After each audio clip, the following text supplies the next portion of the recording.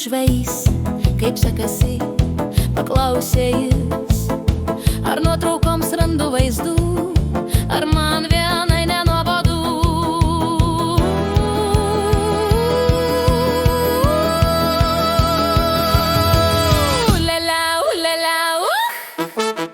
O gal norėčiau pažvejoti ir žuvį nufotografuoti? Tiek daug pažėrė klausimų, tik nematau aš tų žuvų.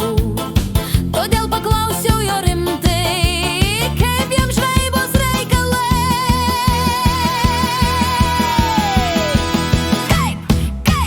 Kaip dienelė šiandien nekokia.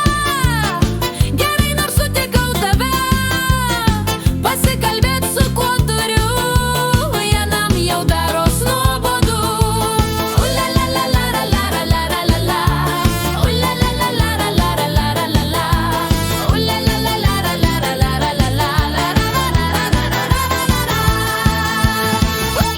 Pasisekė gerai, jam atsakiau aš paprastai. Aš rudenį